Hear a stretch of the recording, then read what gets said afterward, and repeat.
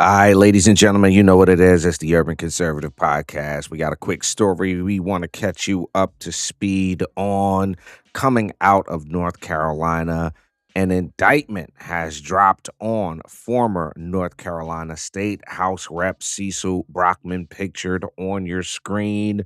Cecil Brockman has been indicted by a grand jury in North Carolina.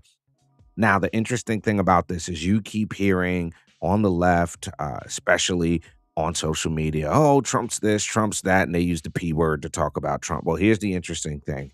We're dealing with somebody who is sitting in jail, thanks to the North Carolina General Assembly, somebody who's sitting in jail who will not be getting out of jail, who is an actual pedophile.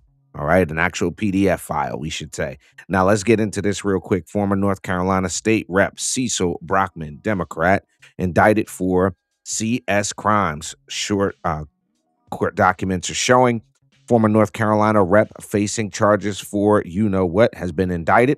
Documents show that Cecil Brockman, formerly the Democratic representative for District 60, has now been indicted for multiple X crimes in connection with allegations of offenses against a 15-year-old with whom he was allegedly living.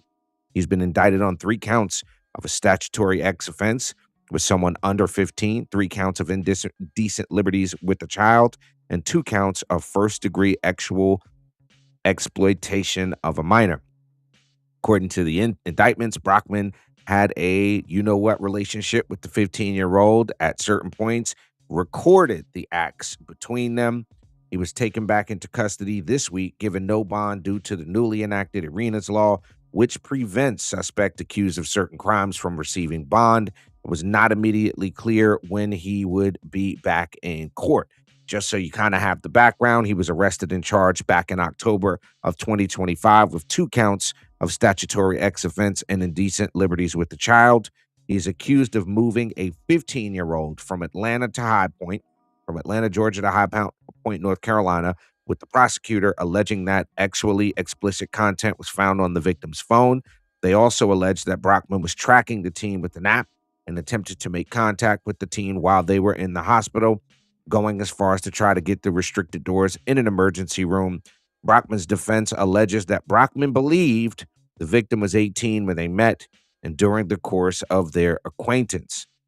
He resigned on October 31st, 2025, shortly after Speaker Destin Halls announced a bipartisan committee to investigate the allegations against him.